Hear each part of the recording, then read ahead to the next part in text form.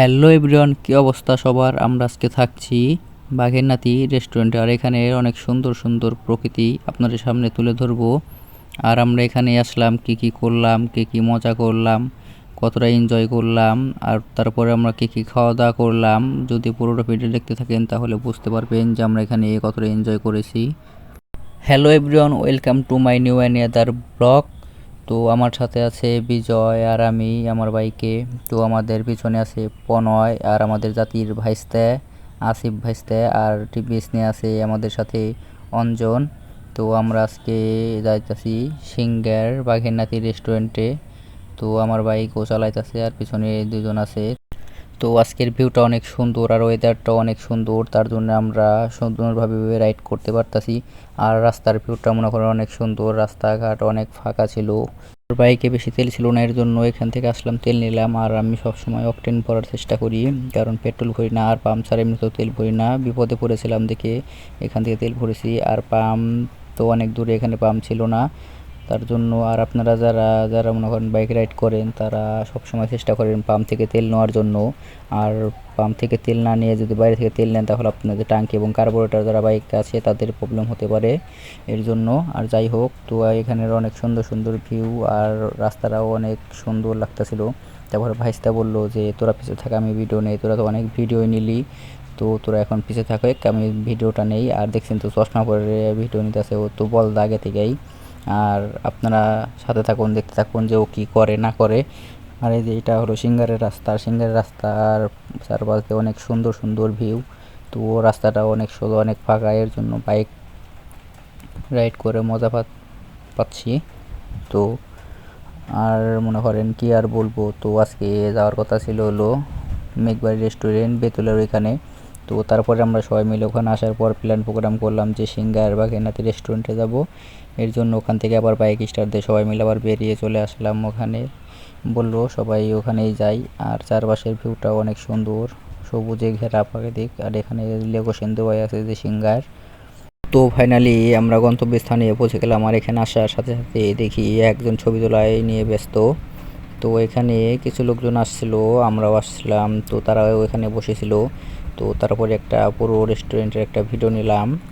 তো রেস্টুরেন্টের একটা ভিডিও নেওয়ার পরে তারপরে দেখেন আরেকজন ছবি তোলায় ব্যস্ত, মানে চশমা পড়তে পারে না, তারপরে চশমা নিয়ে ভিডিও করব। তো চারপাশের পরিবেশটা অনেক সুন্দর ছিল।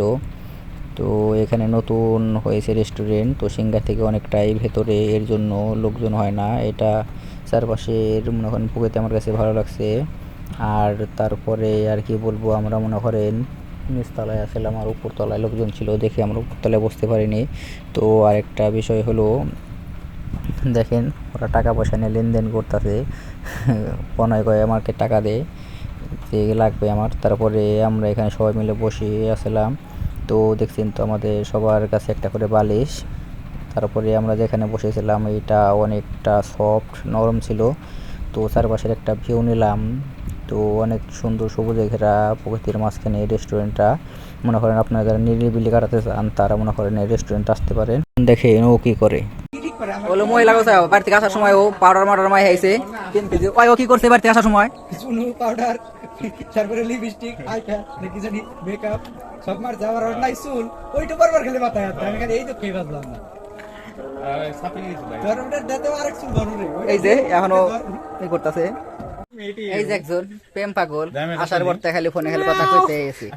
আর এই যে ছবি তোলার তালে আছে, এই যে ছবি তোলার তালে আছে, এই যে আর এই যে আমার সাথে আছে, একটু আগে তো দেখলেনি কিরম ছবি তুললো। মানে ও সারাদিন বেড়ে খালি ছবি তুলে, যে কোনো জায়গায় যাই নাকি চোল ঠিক করবো, মাথায় নাই চোল, তারপর খালি ছবি ঠিক করবো।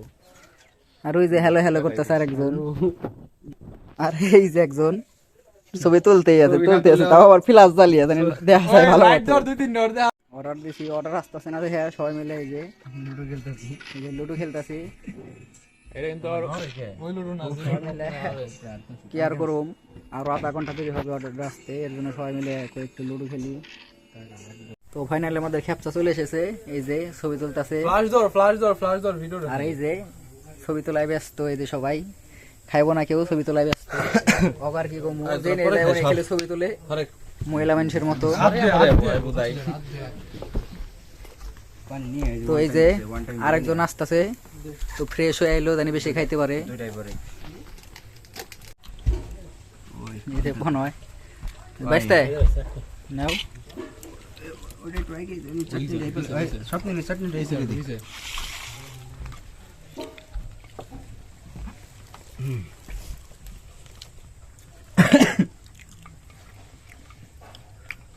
বাসমতি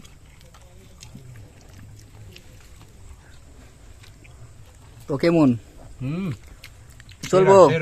হ্যাঁ বাইসতে কোন হয় কম খারাপ চলবো না চলবো না কে পেট ভরা কয়েছি পেট ভরা খাস না তুই খাওয়া করে করে রাক্ষস মুখ আমি এটা কিছু চলতাছে। করে রাখতেছি না মুখ আমার চলতাছে। বেলা এই যে আরেকজন খালি মুখে বসাইতেছে বাইসতে আরেকজন যে লাইট ধরে রয়েছে খা ওই দেন কত বড় বড় খন্ড উঠায় গরম